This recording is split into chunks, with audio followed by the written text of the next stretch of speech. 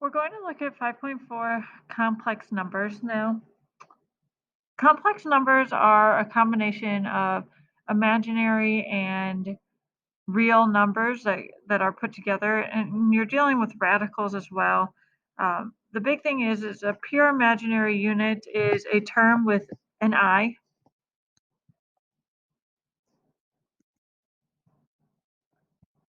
Okay, it has an I next to it, and it's just one term.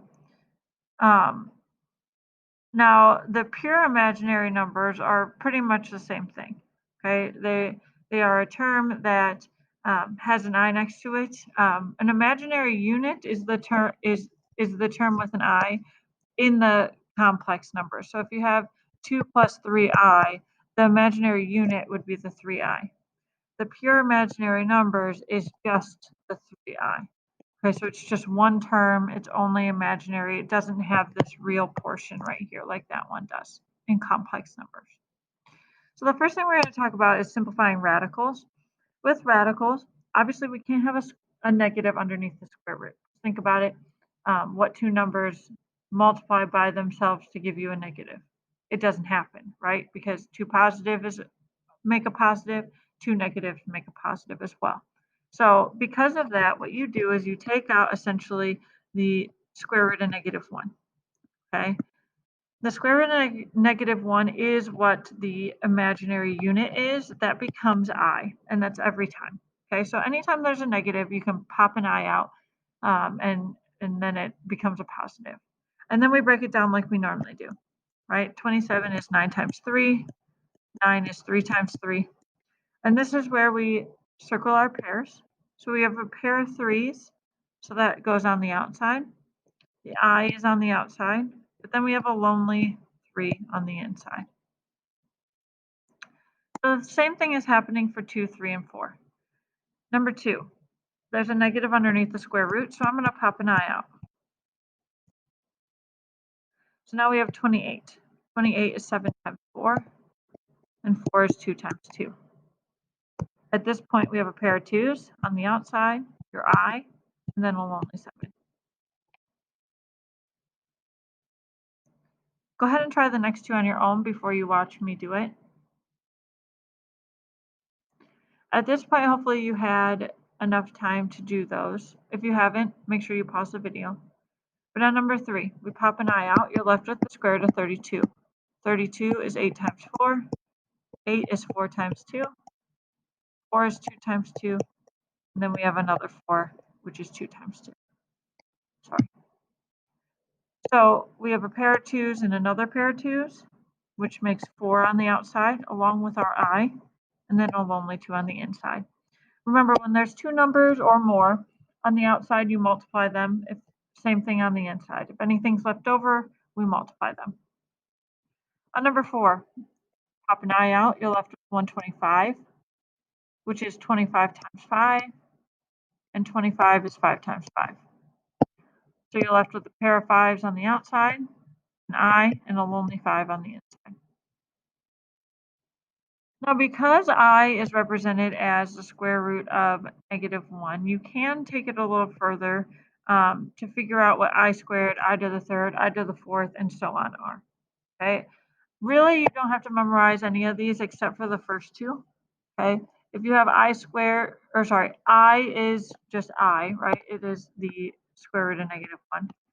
Okay, but if you get I squared, it would be a -1.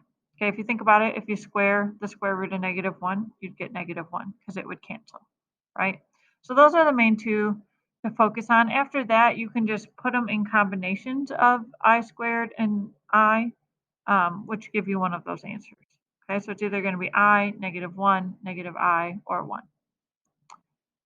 Anyway, working with these two, you can multiply imaginary units and you can multiply radicals, right?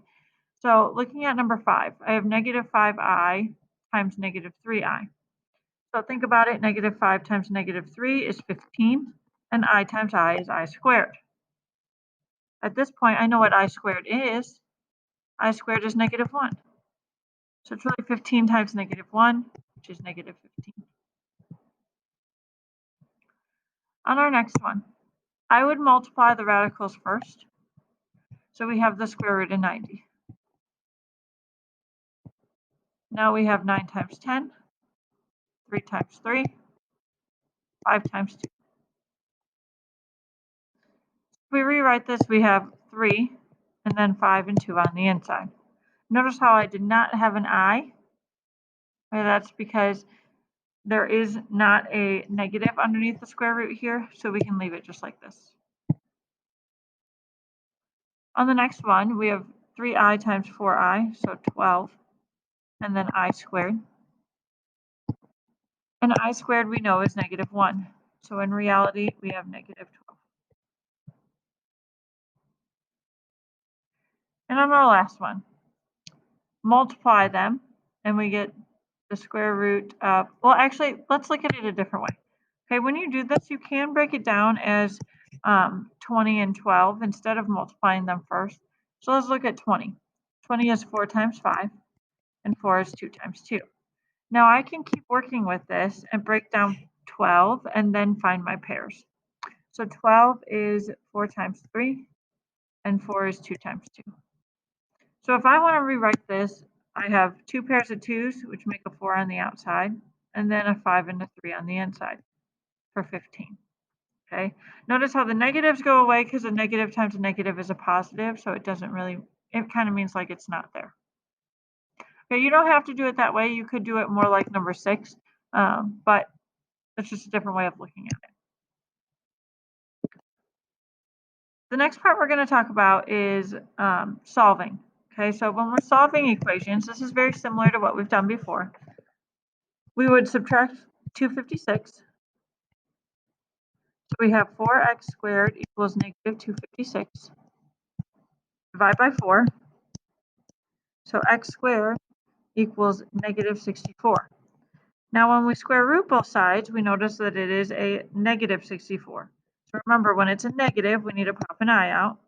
And then we have the square root of 64, which is 8. So we have 8i. The big thing with this part is that you're always going to have a plus or minus, because that could be a positive 8 or a negative 8. Okay, so we need plus or minus every time we take the square root. So on number 10, we would subtract 4, and you're left with x squared equals negative 4. And when you take the square root, well, the square root of 4 is 2, but we have a negative, so we had to pop an I out, and we need the plus or minus. Now, these are not always going to give us good answers. They might give us something like the square root of 90, right? And if that's the case, you do need to break it down so that it's something like this, plus or minus 3 root 10. Okay, so keep that in mind. The last thing we're going to talk about today are just complex numbers in general. Complex numbers are a combination of a real number and a pure imaginary number. These terms are not like terms and cannot be combined. Okay, it's represented as a plus bi. So if we look at number 11, we are adding these two complex numbers, right? So all we're doing is we're going to look at the real numbers first. So we have 5 and then 2. Notice how there's a plus in between it. So that means it's 5 plus 2, which is 7. At this point, we can look at our imaginary numbers, right? We have a negative 7i plus a positive 4i. So negative 7 plus 4 is negative 3i. And we cannot combine these. It's just like as if we had 7 minus 3x. We wouldn't do anything with the 7 or the 3.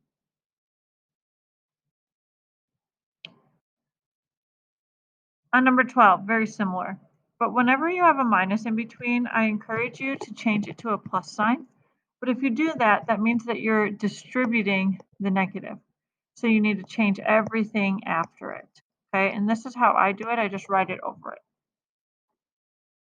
The reason why I do that is because it's easier to think about it as a plus. If you want to use it as a minus, that's fine. It's just people often forget that it's a subtraction if they don't distribute.